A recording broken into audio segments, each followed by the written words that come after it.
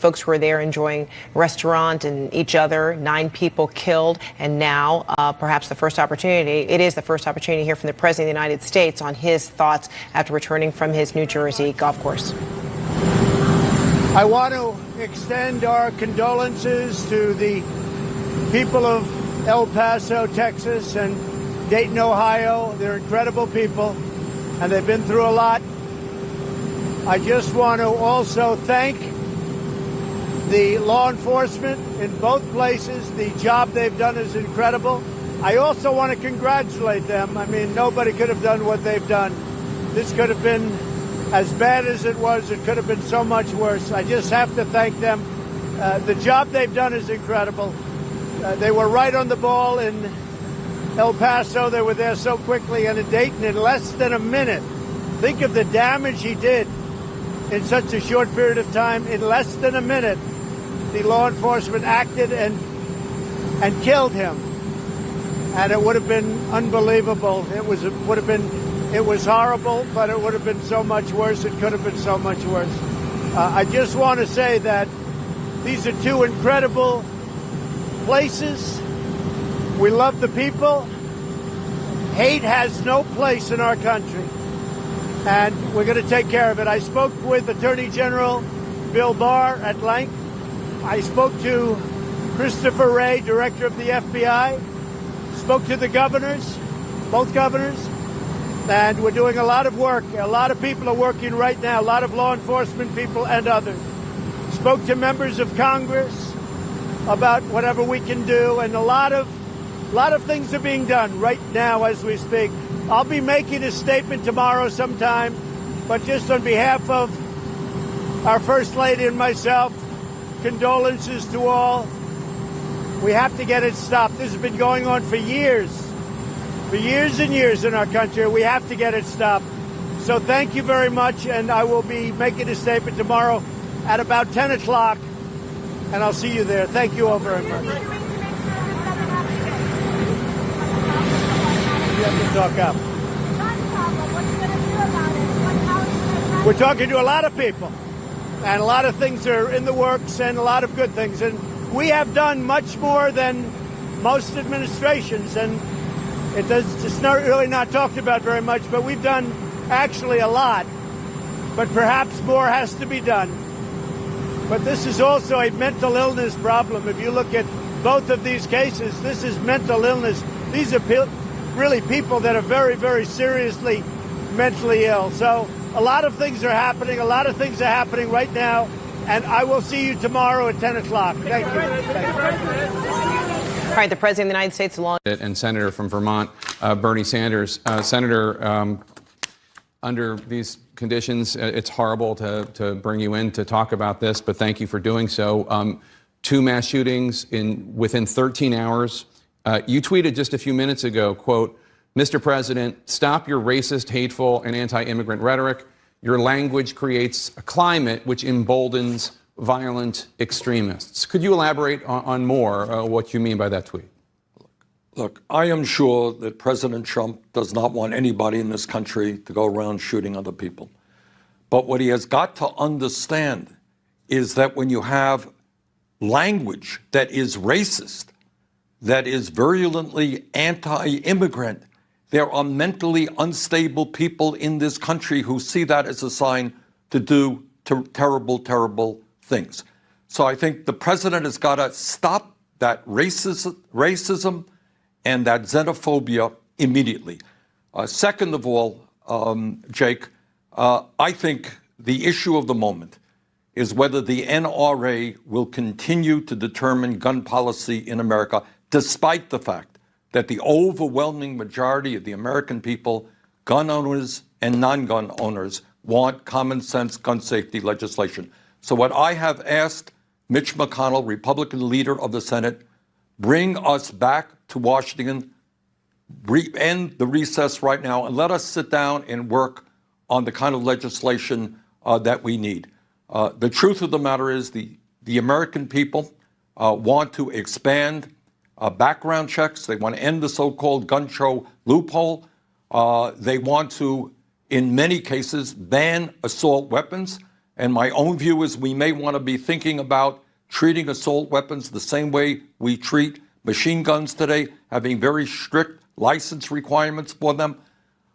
We want to make sure that we end the process by which people can legally walk into a gun show, buy all of the guns that they want, and then sell those guns to criminal elements.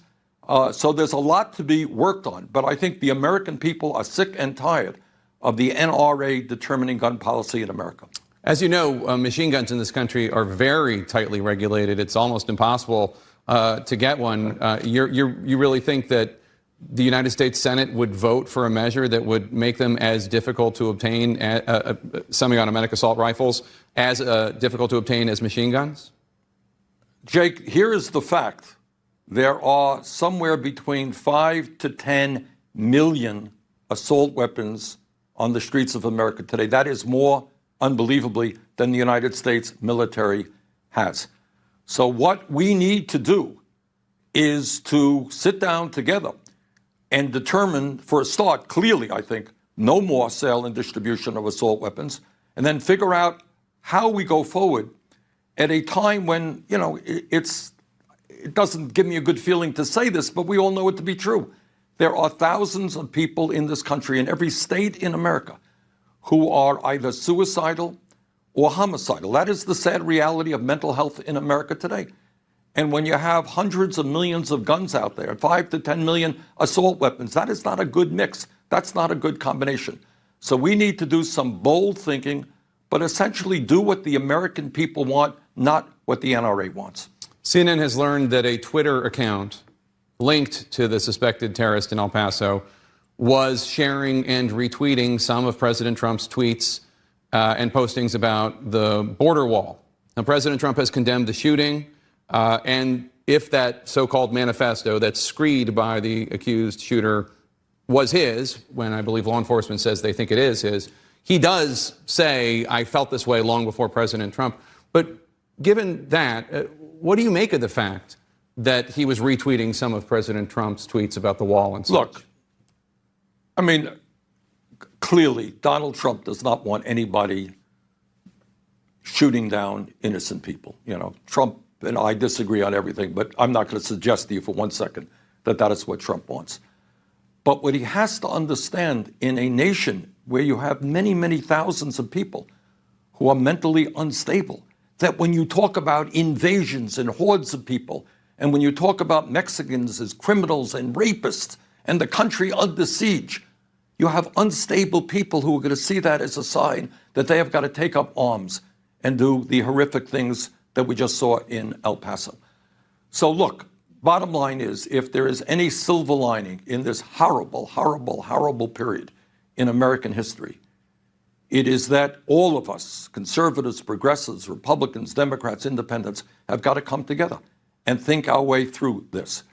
But the bottom line is the NRA is way, way, way out of touch with where the American people are on the issue of gun safety.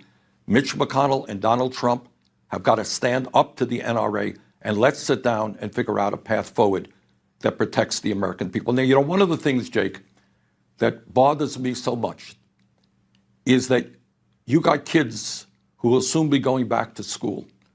And these kids are traumatized by these events. They're worried that when they go into a school, which should be a place of learning, a place where kids enjoying each other, and now they're frightened. So don't underestimate the trauma that this has on children and all Americans. This is a major, major issue, and we have got to come together to resolve it. One of your 2020 rivals, Congressman Beto O'Rourke, told me this morning that he believes President Trump is a white supremacist or a white nationalist. Do you agree? I do. Look, and it gives me no pleasure to say this, but I think all of the evidence out there suggests that we have a president who is a racist, who is a xenophobe, who appeals and is trying to appeal to white nationalism. And, you know, it breaks my heart to have to say that this is the person we have who is president of the United States.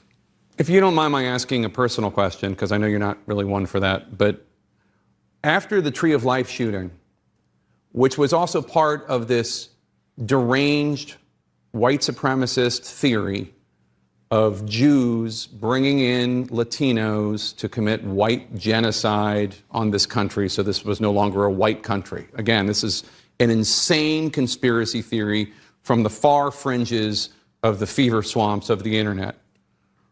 But that was what motivated the Tree of Life terrorist against Jews. You would be the first Jewish president. And I'm wondering if you feel less comfortable, less safe in America today than you did 10 or 20 years ago.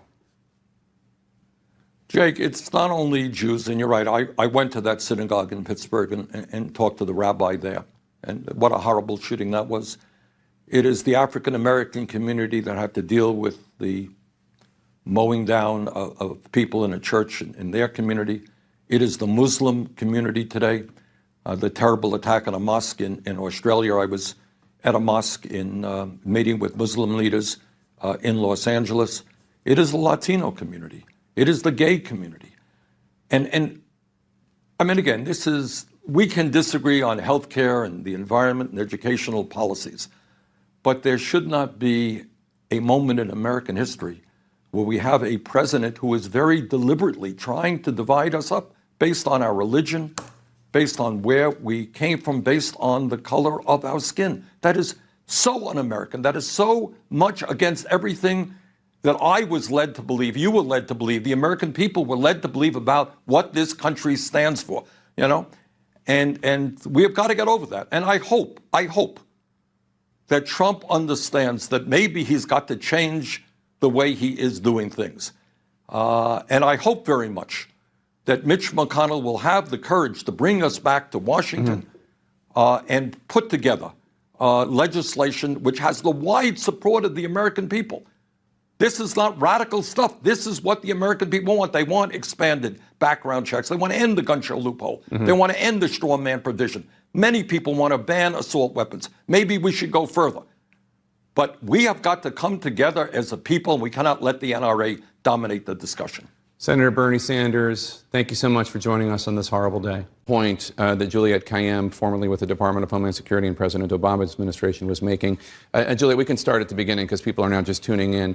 There is a term called stochastic terrorism. You were explaining what it means and why it might be relevant to some of these acts by white supremacist terrorists, whether at the Tree of Life Synagogue in Pittsburgh or at the Walmart in El Paso yesterday, why it might be relevant to these horrific acts of white terrorism that we're seeing. Right. So the idea of radicalization, how it occurs, depends on the terrorist organization. So just to give sort of a comparison, think of Al-Qaeda, where that kind of radicalization took place in Afghanistan, a close-knit group. You had to fight with bin Laden. That has changed over time because of social media, because of the nature of terrorism. What we're seeing and how we're beginning to describe white terrorism or white supremacy terrorism is as a form of stochastic terrorism. In other words, platforms, social media platforms, pulpits, wherever else, are being utilized to radicalize groups of people against, the other, right? The Mexican, the LGBTQ community, whoever else. And that means that one of those people, one of those listeners could become radicalized and violent. That's utterly predictable. What's unpredictable is what they're going to do, when they're going to do it, and who they're going to target. So we begin to talk about radicalization in these terms as stochastic terrorism. And the point I was making before the press conference is that means that there's a responsibility at the top with President Trump, the White House, and leadership, which is to not give a safe haven or to amplify this hatred because the listener is likely to become radicalized. I'm not going to blame Donald Trump for this specific event. What I will blame the White House and Donald Trump for is not shaming the white nationalism. Look, ideologies don't die. Bad ideologies don't die. Nazism didn't die with World War II. Nazis still exist. They became shamed, right? You couldn't get a job. You couldn't go out in the world as a Nazi, right? And you minimize the ideology. You shame it in civil society. The president is not shaming it. So I use that term shaming about what the president's responsibility is. It's not both sidesism. It isn't a wink and a nod. You need to shame this stuff and isolate it and make these people feel like they're not part of a greater movement that is condoned by the White House. All right, Julia Kayyem, I appreciate it. Phil Mudd, you're a former senior official with the FBI. Tell us what you think is going on right now in the investigation in El Paso. There's a couple of pieces. You got to look back, you got to look forward. The looking forward piece would be the first thing I'd be thinking of. We've been talking about copycats. There'll be people on the radar who have some psychological issues that will be followed in every place from New York to Los Angeles to El Paso. You've got to ensure that somebody doesn't look at this event who's already on the radar, or who a family sees, for example, that has issues, and says, if that person can do it, I should have the courage to go out and act on my anger myself. So there's, in addition to the stuff Americans ask about when they're watching us, what was the motive looking back, you got to be careful that nobody gets motivated to go forward and do the same thing. In the looking back piece, one quick comment. This is an area where the media will outpace the people who are experts for one simple reason. We have a motivation, it looks like, in El Paso. That's a document. But we don't know answers to questions I would have if I were back in the business. Was this individual having family issues? Did he break up with his girlfriend yesterday? Did he get fired yesterday? Are there other contradictory items on his computer that suggest a competing ideology? This quickly in, I can draw a conclusion that the document we saw in El Paso is probably the motivation, but I'm not 100% yet. And as you noted, Shimon, one of the things that the police and the FBI in Dayton are looking for is this a copycat, as you talked about, somebody looking forward? Yeah, and the other concern now, the FBI, we've heard the concern from the FBI director. Local law enforcement is very concerned about this. So they have to start going through 8chan, these other platforms where this stuff is living, where people are reading and consuming and perhaps maybe getting radicalized by consuming all of this. There is a lot of concern that if the FBI doesn't step in and start doing more, then the local law enforcement is going to have to do more on this issue, because there is a lot of concern now across big police departments in this entire country that this is going to continue to happen. Is there something they can do to prevent this? My next guest has made trying to stop or at least curtail gun violence a central part of his 2020 presidential campaign. He's calling for a federal gun licensing system and a ban on what are called assault weapons. Joining me now, New Jersey Democratic Senator Cory Booker. Senator Booker, I'd say good morning, but it's not a good morning. 2 shootings in less than 13 hours, 29 people killed, 42 people injured or wounded. What was your reaction when you heard about the El Paso shooting and then you wake up and hear about Dayton? First of all, the horror of it. Having been the mayor of a big city, you know the horrors of mass shootings and what it does. And so first and foremost, obviously, your thoughts and prayers are with all of the victims, the families who've lost people, the people who now have months, years of recovery. But you also know that thoughts and prayers are not enough. And I turn my attention to the person who is leading this country, who is, in my opinion, in this moral moment, who is failing. And I think that at the end of the day, especially because this was a white supremacist manifesto, that I want to say with more moral clarity that Donald Trump is responsible for this. He's responsible because he is stoking fears and hatred and bigotry. He is responsible because he's failing to condemn white supremacy and see it as it is, which is responsible for such a significant amount of the terrorist attacks. He's responsible because he is president of the United States and has failed to do anything significant to stop the mass availability of weapons to people who intend to do harm. And lastly, he's responsible because leaders take responsibility. We are responsible for each other in this culture, in this society, and our president, in the highest moral position in the land, should be taking responsibility in this painful, difficult moment and coming forward and telling us what he will do to address hate, to address white supremacy, to address the availability of guns, to address this mass violence. His talking about the cowardice of others is more of a reflection of his failure to take responsibility and cowardice in a time that we need courageous leadership. Now, the screed, the document that the law enforcement is currently looking into about whether or not this terrorist, this white supremacist in El Paso wrote it, he uses the language that we've heard from the president in terms of calling migrants coming into this country an invasion. It's in the second sentence of this manifesto or screed, which is obviously something that President Trump has said. But the shooter also said that he thought this way and had these beliefs before President Trump, and that President Trump is not responsible. I don't know how you make sense of any of this, but what did you think when you saw that? Well, a mass murderer who's trafficking in hatred and bigotry, literally trying to give some kind of exculpatory reaction to the president. I mean, come on. Our president right now is using the same language of racism, of bigotry, and white supremacy. The way this president is talking about immigrants, the way he's talking about minorities in this country, these are the words that are used by the kind of folks that are in the darkest corners of the internet, and as we see in this terrorist attack, the kind of people that ultimately manifest that hatred and violence. And for him not to take responsibility for that is a moral failing. And for him not to understand his failure to condemn it or see the seriousness, the majority of terrorist attacks since 9/11 have been right-wing extremists. The majority of those have been white supremacists. And we have a president that not only is failing to call out white supremacy, who in Charlottesville tried to create a savagely false equivalency, but he himself is using the language of hate on a regular basis to talk about Congress people, to condemn urban places, to talk about immigrants. He is responsible in his language, and he is fueling and giving license to this kind of hate in our country. There's this theory, I think it's called stochastic terrorism, which is the idea of a leader using the mass media to demonize a particular group, whether it's Jews or immigrants or whomever.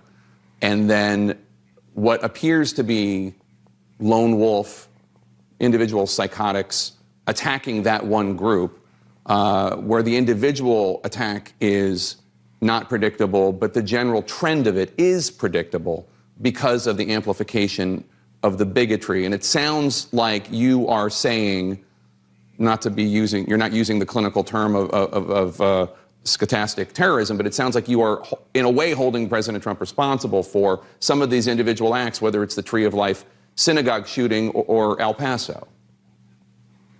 Jake, I just want to continue to speak in this time with moral clarity. We are a nation where we, as the poet says, we are each other's bond, we are each other's magnitude, we belong to each other. And we have a president of the United States who is savagely fraying the bonds of our nation by speaking consistently words of hatred, words of division, words of demonization and demagoguery. He is fueling a climate that is tearing at the fabric and fueling an environment where white supremacists and people who have ill will are finding more and more license to strike out against the vulnerable, to strike out against the immigrant, to strike out against, quote unquote, the other. This is a moral moment in our country, and our president is failing in his moral role to unite this nation, to heal, to bring about the best of humanity in America. And so he is responsible for what is going on and is doing nothing to stop the carnage and the chaos. Nothing in terms of gun legislation, nothing in terms of taking steps against white supremacy that we should take, nothing in terms of the kind of rhetoric that elevates, that brings together, that bonds. Instead, he is ripping at our nation. He is tearing people down. He is tearing us apart. This is a moral moment, and he is failing this nation. And what we saw in this last 24 hours, he must be held responsible. Let's talk about the bold, ambitious, overreaching, depending on one's point of view, I suppose, gun control plan that you have said you would pursue as president. As you know, the Senate has been reluctant to take up any gun legislation in the wake of mass shootings, including after 20 little children were killed at Sandy Hook, whether it's universal background checks or red flag laws. What are you proposing that you think you could actually get through the Senate? And I'm sorry to put it, because you're talking about morality, and I totally appreciate that on a morning like this. But there also is there's morality, and then there's what can get through the Senate. Well, again, remember, Strom Thurmond longest filibuster in Senate history was to try to stop civil rights legislation. But we were this nation that when people died, whether it was a shirtwaist factory fire, we changed laws in the Senate in response to women throwing themselves out windows, dying to their death in those sweatshops. We were a nation that overcame filibusters in the Senate when 4 girls were killed in a bombing. We responded. And so now here we are in a moral moment again. And it's not for girls or the horrific deaths of women. This is mass shooting after mass shooting. Before we can even bury our dead, another one happens. And so you want to know about a president that will take responsibility? Don't tell me what can't get done. The Senate is replete with a history of things that could not pass, but then did. What we need is a leader who is going to have a bold and ambitious plan. And let me tell you, I make no bones about it. I challenge everyone in the Democratic primary race to join me on common sense things like gun licensing. If in this country you need a license to drive a car, you should need a license to buy and possess a firearm. States that have done that have seen dramatic drops in shootings. And the problem is right now, as we saw recently in Gilroy, and Gavin Newsom spoke to this, the governor of California, that we now have a reality where, because laws are actually getting strict in some states, the way these mass shooters get their weapons to go to the neighboring state with less laws. We need to stop this patchwork of laws in our country that endangers people everywhere. We need to have a federal policy of gun licensing, of 1 handgun a month, of the kind of things I put out in my plan that are evidence-based, that will drive down shootings, will end this nightmare of the kind of carnage we're seeing. And I challenge every Democrat to stand up in this moral moment and say that I will do what is necessary to protect folks. And by the way, how will I get that done?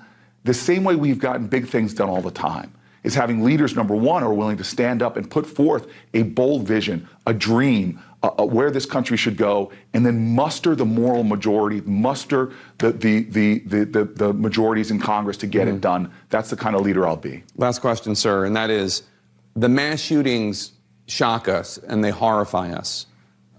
20 people killed in El Paso, 9 people killed in Dayton. But as you know better than I, being the mayor of Newark, most gun deaths are not from mass shootings. Most gun deaths are not from semi-automatic weapons. Most gun deaths, in terms of homicides, are from handguns, and they're individuals like the people that you invoke, the victims on the street in Newark. How would your gun legislation prevent those, the ones that don't get the media attention because they're one-offs, they're incidents that take place in the inner city, and frankly, because they're individual and because it takes place in high crime areas, the media doesn't pay as much attention to it? Well, Jake, that's why this is such a personal issue for me, and this is why I feel so driven. Because when mass shooting to mass shooting, as frequent as they're getting, where we barely even have a time to digest one in our gut, we see another one happen. But the reality is, in communities like mine, you see these happening with chilling frequency every day in America. 100 people dying due to gun violence. And for me, having seen a teenager bleed out, trying vainly to stop them from bleeding, seeing shrines on street corners with teddy bears and candles to children killed, going to the perversion of a funeral where parents are burying their children. This is what drives me on this issue, and why I'm going to use every moment of this presidential campaign, and God willing in my presidency, to drive this point home.